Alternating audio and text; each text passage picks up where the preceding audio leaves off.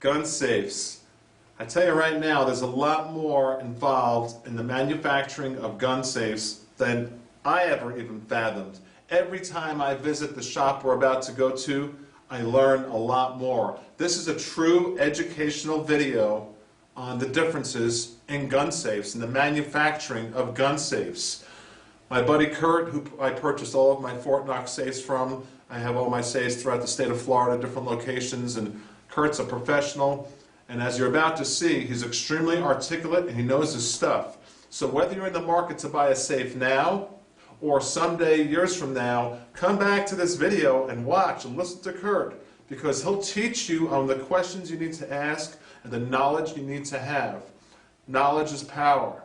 I think you'll enjoy this. I know it's a little bit lengthy, but I tell you what, when we spend our hard-earned money on a pricey product like a safe, whether it be $600, $800, $1,000, or $3,000, $4,000, you want to have the knowledge. Knowledge is power.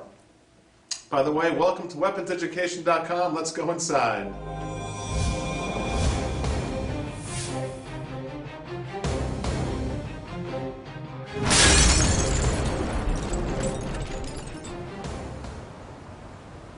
Here we are at CE Safes. My friend Curt, the owner, is inside. He's going to give us a tour of his facility. They just moved to this new location. I'm in Deerfield Beach, Florida. The C stands for Curt. E is his wife, Elizabeth. CE Safes, Deerfield Beach, Florida. And this is their premier showroom. Curt has got to be, he is the most knowledgeable person in the United States on safes. And there's a lot more to gun safes than you might think. So let's go inside and take a tour. Curt, it's always a pleasure to come to your facility. Thank you so much for giving us a tour of this new facility you're at. How long have you been here now? Oh, since July 1st. We're still doing a lot of major workings on it. Okay, well, let's take a look. Congratulations, you've been here about 7 months. I was at your other facility, and you were just moving then. You've come a long way, and, well, how long have you been in business? Since 1989? Since 1989. Well, there's a lot more to safes than people realize, correct? There is. The safe industry has changed dramatically in the last 12 years. And basically what it's done is it's lightened up the metal while concealing what they've been doing. And the consumers really get confused when they come into the store after calling on the internet because they don't know what a composite door is, they don't know what plate edge means, and so what they're doing is they're buying something completely different than what they think they're buying. And so one of the purposes of our business is to educate. Because we specialize, we like to educate and make sure that every one of our customers understands what they're buying. There's a big difference between a Fort Knox safe like this and the imports as you walk on down here. Okay. About 12 years ago, roughly that time period, the manufacturers decided to bring their safes into mass merchant stores, which really greatly increased the visibility of the safes. The problem is that most mass merchants are not in the safe business, they're not in the security business, so price is real big with them. Price points is a term that you'll hear all the time. And what happened is that as they did this, the qualities of the safe had to go down to meet these price points. And eventually, most of the American production is out of country right now, primarily in China with a little bit in Mexico. And so what happens is that customers need to understand what the different types of safes are. For example, when you look at a safe like this and you look at this and you say, wow, that's a pretty thin door. This is 3/8 inch steel. This is not a thin door. This is an excellent door. But what happens is that they see on the internet and they hear terms called composite, and you'll look at this, and this composite door right here has less than 1/3 of the steel of the first plate steel that you saw. And this is one of the things that all the times when the customers are coming in, what we like to do is we like to take them to this safe, and what I'd like you to do is move this safe back and forth for me. All right, so when you move this safe back and forth, what you're going to find is the safe feels a certain weight to it. Then we take them around the corner to a Fort Knox safe, and what they do the same thing, but it's advertised as the same door, 1 3/4 inch composite. And the customers go in there and say, well, this door feels like 3 or 4 times as heavy. Well, it's because it is 3 or 4 times as heavy. So you've asked the wrong question. The right question is, how much steel is in this massive door? And the next thing is if you hear manufacturers talking about this area as being security, this isn't security at all. This is just a frame to hide moving parts. That's all it is. And so when you hear about this massive 7-inch door, this massive 7-inch door or 3-inch door or 5-inch door might have less than 1/8 of an inch of steel, commonly referred to as 12 gauge. There is a reason, and customers need to understand that there is a reason why safes cost different amounts of money. It's because what has gone into them and where they're made and how the welding is done. You don't want a spot welded safe. You want a safe that is a continuous weld. And there's a reason for that. I'm not going to go on video as to a reason for that because I don't like giving people ideas of how you can short circuit a safe. I want to point out for you something if I can today. It's a safe that Rhino Safe Company out in Idaho has made for our company. And so what happens is I don't like selling imports. I want to sell American product. Let me take a look on the inside. Yeah. And so what we did is we co-developed an American-made safe in here that is near the import pricing, except far better. This quote-unquote skinny door of 1/4 inch has 2 times the metal of the Rhino safe called Bighorn. It's an imported safe, and you look at this door, it has less than 1/2 the steel of their 1/4 inch plate door right here. What's the difference in price? The difference in price of that safe is going to be anywhere from $5.99 to $6.99, and you'd be able to pick up this safe for $12.49. What you have is double the steel in the door, you have a heavier body, you have a continuous weld frame, you have your inside piece right here in your frame reinforced, so when your 4-way bolt work goes around the door, what you have is you have a secure locking mechanism, and you have the holes in the corner. One of my pet peeves of having quote-unquote import safes is what they like to do is they like to put 2 holes in the center and negate the fact that you can bolt a safe down properly.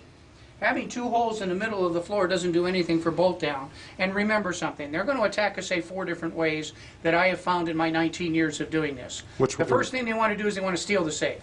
So if you buy a safe and don't bolt it down, that's like buying an alarm without putting it on. Big mistake. The second thing they try to do is they try to pry it, and I'm going to take you through these doors and show you the messier part of my building here that we have not developed yet in the back here.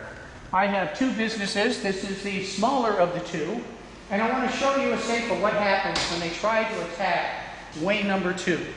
Way number 2 is this is a 1/4 inch plate door that what happened is that I figured that they worked on this for 1 to 2 hours, probably with 3 people. They bent 1/4 inch steel. They never got into this safe. This is one of the reasons why I like to see my customers start at a 1/4 inch plate door with 4-way bolt work. This worked. It saved the customer over $150,000 that was in this safe. It was bolted. It never moved. So we made them start prying from an upward position as opposed to on the floor. The third way that they attack a safe, and what is my obsession, is the cutting of a non-torch cutting tool. This is an 11 gauge body on a safe. And so we're very concerned in our business about the cutting and at least making customers aware that safes can be penetrated. And remember that when they do a security, what they call their RSC rating, and in English to you, that's a residential security container. When they do that test, it's for the door only and not for the body. So the body on most safes is 1/2 to 1/3 of what the door is in actual metal content. Until recently with imports, sometimes the door is the same as what the body is. That is unfortunate from your standpoint. The fourth way that they'll attempt to get into a safe is with torches, and that's relatively rare. And can these be negated? Yes, you can. But if you want to try to stop the cutting, if you want to try to stop the torching, one of the things that you're going to have to do is want to invest in a safe, not buy a safe, invest in a safe, and get extra metals and stainless steel and anti-heat materials that'll dissipate the heat and won't allow a hole to be burned into it. So you can custom make a safe with Fort Knox, for instance. That's where I purchased all my safes from you. They're all Fort Knox. Can we talk about Fort Knox for a moment? Yeah, Fort Knox is the backbone of our business, and what it allows us to do is it allows us to take a basic safe and add metal to it. And so when you get a safe that is a door like this, you don't know what the steel is. Fort Knox will tell you in the brochure.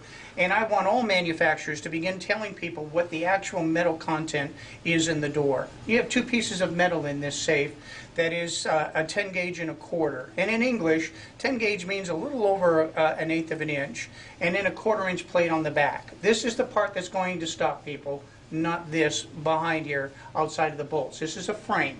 There's no metal in here to stop. This is just to hide moving parts. So I can take this door with Fort Knox that is 10 gauge and a quarter and make it 10 gauge, but make the back piece 3/8 and make another piece 3/8, almost an inch of steel if that's what you want. What about the sidewalls? And in the body has one piece of metal. This is 3 parts steel to 1 part steel, one piece of 10 gauge. We can make this body a 1/4 inch on the outside and 5 pieces of 10 gauge on the inside, almost an inch of steel. And so what happens is and one of those pieces of steel, if you want, can be stainless steel. That's your anti-heat for torch protection. So what are we trying to do when we're trying to stop cutters? We're stopping cutters by adding steel. Steel is going to stop and make people come in with a certain quality of tool that they don't normally do. And so the idea behind this is a safe. Basically, you need to remember sometimes when you're buying an item, a security item, you're condensing all your portable wealth into a single location, into a steel box. And it is amazing how many people don't understand what the makeup is of that steel box. Well, we're learning now. They haven't got a clue. The first door I showed you there, the Bighorn, had less than 1/3 of the steel that is in this safe, but they're advertised identically. And so you need to learn to ask the right questions. And one of the suggestions I would make for you is I'm a free market person, so I don't care if you buy a safe at a mass merchant. But you need to understand that mass merchant purposes is price points, not to sell you security. When you get specialists like myself, we start from the exact opposite mentality that says we want security first, and we want to try to get the best price we can for you. Curt, what if one of the viewers lives, say, in Oregon or California or Illinois or New Hampshire? How could you sell them a safe? We can sell a safe with many of the vendors that I carry in certain locations. We have Florida for the most part with most of our vendors in the South Americas. And I have a network of other vendors that we would refer you to. And I have to ask permission from the manufacturers if I can sell in certain areas. But I will be glad to provide you with whatever information that you would want, as far as trying to help you find a professional vendor. We specialize in this. The people that I work with in our Summit Co-op group specialize in this. And so you're more apt to find a much better safe at one of these specialty stores than you will at a mass merchant. So you can give them some information over the telephone, and you can give them advice as to where to go in their local zip code. Yes, we can. Now let me show you one other safe before we close here on this. We'll show you the Graffunder safe. People have heard about these on the website. This is 1.5 inches of solid steel. This isn't a composite door. So unlike the doors that you were seeing before composite, this is 1.5 inches of solid steel with 1 inch in the body. Graffunder has a remarkable name, to it. They make only 1 or 2 safes a day. There's only one reason why people will not buy a Graffunder safe, and that's price of the safe. What does that cost? This is $11,600 oh my gosh. For the unit. There's only one reason we find that customers won't buy the Fort Knox safes. What do they cost approximately? It's because of the price. Like a safe like this would run you roughly $3,700 plus options, to the safe. So remember, when you're looking at a safe like this and a Fort Knox safe and a safe in this size that might cost $2,000, there's a reason for it. It's how they're made. The one thing, if I can impress you based on my 21 years of police work and 19 years doing this, look at a safe as an investment. If someone puts 3 rifles in front of you, low, medium, and high, and you pick the medium and high all the time, don't look at 3 safes, low, medium, and high, and say, do you have anything cheaper? If you want to get good results. Well, let's talk about the economy right now. Some people are out of work, money is tight. If you're on a low budget, what is the best safe for the money? Let's take a look at that Browning right there, for instance. Well, That's when you interesting. come in here, this is our alley up here that you can be looking at the Browning Medallion series. This is one of their midline areas where you would be spending roughly $2,300, $2,400 for. You can look at the Superior, which we consider to be an excellent safe in its price range. that you would be looking at spending between $16.99 and $19.99 for. I mean, anything's better than nothing. If you can't Depending- afford a $3,000-4,000 safe, Right. of course, Well, anything's better than nothing. This is a 3/8 inch plate. It's an excellent buy. The Fort Knox safe in this area, which we consider the best in this range, is $23.99 plus, plus options to it. What's for about $1,000? Let's come on back over here. The $1,000 safe that we're going to be looking for in the sizes, you're either going to have to go with an import or with this new Rhino series that we come in with different sizes to it. I'm trying not to turn my back on you That's as okay. we're walking over here, so please don't consider me to be rude. When you get something like this at $12.49, or you get a smaller sister size of this, this is a 60 by 30 by 21 plus the handle. If you got the smaller sister, which is 56 by 27 by 18 plus the handle, you can get that for $9.99. All right, with a 1/4 inch door, 4-way bulwark, 11 gauge body, can't beat it. We consider it to be the best value, that you're going to find anywhere. We challenge you to look to see if you can get this type of metal. Now that you know that this type of metal right here on their American one right here is more than twice as much metal as their imported version, same company. What about that Winchester safe? I see about $600. Well, the Winchester safe you can pick up here for for $449, $499. On a safe, very light, 14 gauge door. This I would suggest that you would buy this safe for kids in the house, and this is not meant for serious storage. If you're going to be putting $20,000-$30,000 in the safe, you're going to have to sit down there and bite your lip and spend a little bit more money. The door is very light on this safe. All safes have purposes. There is a purpose for a $500 safe. There is a purpose for a $10,000 safe. Make sure you measure what you're going to put inside with what you're going to spend. What about fire? I see these stickers on here, certified levels of 1, 2, 3. How does that And work? you're going to find in the gun safe industry, there's no one single company that is going to test the safe as there is with Underwriter Laboratory, which dominates the non-gun safe industry. So basically what you're going to find is different companies with different temperatures. You'll get anything from 20-minute or 30-minute or hour or 90-minute. And so you want to look at the labels that you're going to see on the safe. This one has a 20-minute label on it. This one would have an hour label on it. Both import safes. Okay, okay. And you would go on safes like the American-made safes that would go anywhere from a 50-minute on a Rhino to an hour on the Browning to 90-minute in the Superior brand that you see over here to 90-minute in the Fort Knox. Now remember something about fire liners. There are 2 numbers that go with a fire liner. Number 1 is how long. Number 2 is what temperature that they tested it at. So if you want to make a fire test seem longer, you can do a 2.5-hour test at 1200 degrees. Well, that's going to be the same as the temperature of 90-minute at 1680. All right, so there's 2 numbers you look at, both front and back, on a safe. Interesting. All right, so now you learn like a safe like this, which doesn't look like very much, has now 200% more steel than the average safes that have a composite 1 to 1.75 door. This has a 90-minute fire rating at 1500 degrees and a light medium level of safe, really excellent value. What about these dehumidifiers? I use them in all my safes, and you turned me on to those years ago, and they do work. I have 0 rust issues. They're inexpensive. The purpose of a dehumidifier very simply is to heat up the air, and what it does is it rotates the air in the safe itself, and it keeps little moisture bits of staying on your gun and starting the rust process. When you plug it into a wall, it is a no maintenance item, and so we recommend the dehumidifier over an EverDry if you have a wall outlet, because there's no maintenance to it. All you have to do is touch it every time you go in the safe. If it feels warm to you, it doesn't warm up hot enough to burn your hand, you feel it, you know it's working. Whereas with an EverDry, by the way, don't put damp right in your safe. It's an acid, and so what happens if it ever spills, it's going to eat anything it comes in contact with. Get something that is a non-acid like an EverDry here, and what happens is that you put this in the safe. It's antagonistic to water. It absorbs the water, but at some point you're going to have to check it every 5 days to say 6 weeks to see what the water content is on the inside. You take it out, plug it in the wall overnight, you're right back in business again. What about lighting? I use them in all my safes, and you turned me on to those years ago, and they do work. I have 0 rust issues. They're inexpensive. The purpose of a dehumidifier very simply is to heat up the air, and what it does is it rotates the air in the safe itself, and it keeps little moisture bits of staying on your gun and starting the rust process. When you learn like a safe like this, you're going to find anything from 20-minute we have found in doing this for 19 years, one of the things that you find is that customers who buy electronic locks like their safes more than dials. And yes, I know all the internet stuff about how electronics break down. For example, with Fort Knox, they give you a lifetime warranty on the electronics. Find out what the warranty is. You will use the safe more with an electronic lock. And with lights, once you buy lights, you're never going to go without lights again. There's no flashlight on the shoulder routine.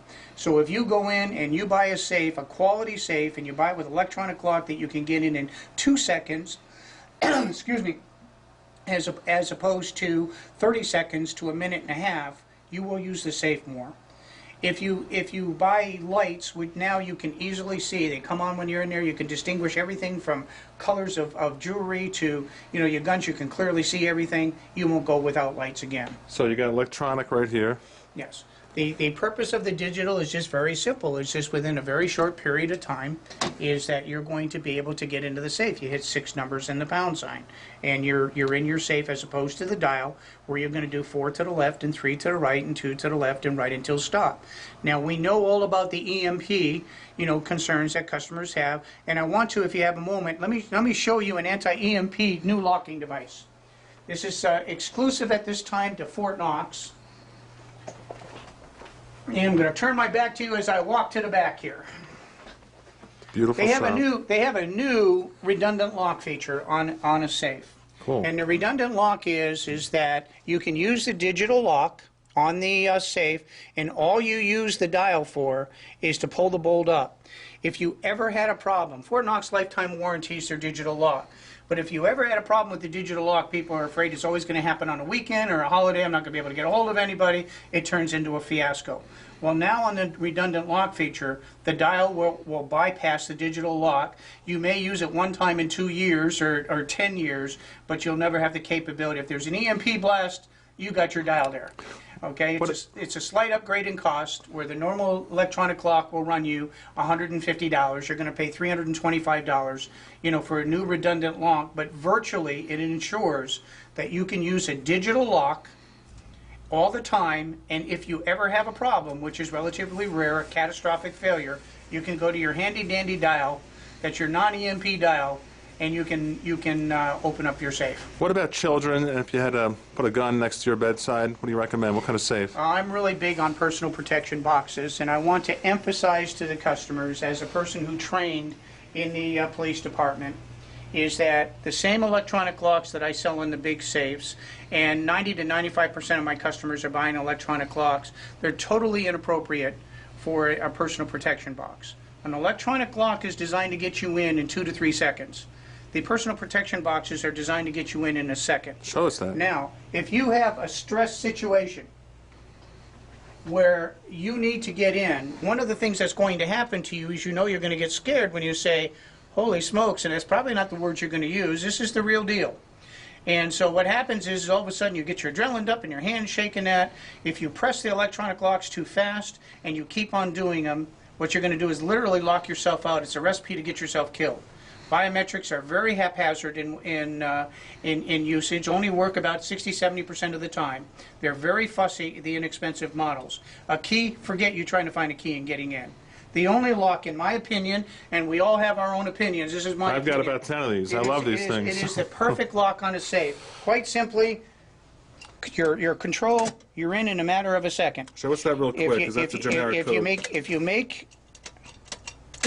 Okay, now, if you made a mistake on a simplex lock and you press the wrong buttons and it doesn't work, voila, you turn to the left. You now have cleared your bad code, and you can do that as many times as you make a mistake. Take a deep breath, USA, here you are, 2 and 4, 1, we're back in our lock again. Now, this is the only lock that I recommend to go on these safes. Further, the only heavy-duty box made on the market today is by my buds at Fort Knox, who now have added from their 1 to do a couple more, and they're doing 3 big versions of this over Christmas time.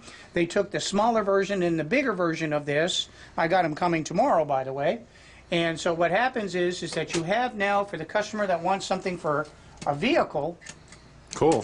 You have something that right now will house 3 or 4 guns, ammo, all kinds of stuff. You put it in the vehicle, you can put it at home. Bolt it all up. I just can't tell you how much I love these boxes. And now they got their first of their single long gun versions of the unit. Now this one is designed to lay flat on the floor, okay, or to be put in a vehicle for transport. You just, we send them to an auto body place that through bolt them to the car. So you can put this under your bed? Yep, absolutely. Now in the future, they're going to make a model that's going to open up to the side. So they've just made 5 different models. This has been a long time project of ours. I'm very big on these boxes. I don't like the import stuff because, to be quite frank with you, the metal linum doesn't do anything. I don't feel comfortable leaving a kid with an import safe, in a room alone. I just don't. These ones, excellent metal linum. My last question, Curt, is the delivery process. I was always so impressed with how you deliver these things. A bigger Fort Knox safe, for instance. What is your process on delivering them? Well, I pay my guys very well to do a job, and basically what it comes down to is that, we specialize in this. We got $250,000 worth of trucks. We pay our guys good money to deliver with good benefits to come in your house, do it right. You have to bring 3 different types of metals, to places. You have to build ramps. You have to put blankets on the floor with titanium aluminum plates that are very expensive. You're very secretive. And so we have no markings on our truck. If you're in a security business, one of the things that irks me is to remember that I'm in a security business. I would love to drive my truck around town and say another safe sold by CE Safes. It's worth tens of thousands of dollars. Instead of, since we've been in business, we don't have any markings on the truck. They say CE Incorporated, on the truck. They have to be marked by DOT standards in our state. But there's nothing that says safe on it. We think that if you're in the security business, you should be really quiet about what you do. And so you don't want me parked in front of your house saying safes all over the truck going in. If I was ADT, an alarm company, you wouldn't care. Okay, but coming in and having a truck parked and saying safes, it just shows that you don't understand your business. And so one of the things that we try to do in this business, in a market that has been flooded with inexpensive, what I consider to be many poorly made safes out there, we try to emphasize the better, and we try to emphasize doing it right, and sometimes a small thing can turn into a big thing. Curt, thank you so much. I want to reiterate, your website is below, and if anyone from the United States calls you, you'll school them on the telephone, you'll direct them to a vendor in their zip code, and you do deliver throughout the whole state of Florida personally yourself, the shop, correct? Yes, and then we'll assist the customer any way that we can, as far as there are certain areas we can sell to, and there's certain areas I have to make a referral to you for. Our website, our new website address is cesafes, with an S on the end, .com, and our email site is cesafes@gmail.com. Very simple to find. Thank you so much. I'm proud to be here. I enjoyed my time. Thank you. Thank you.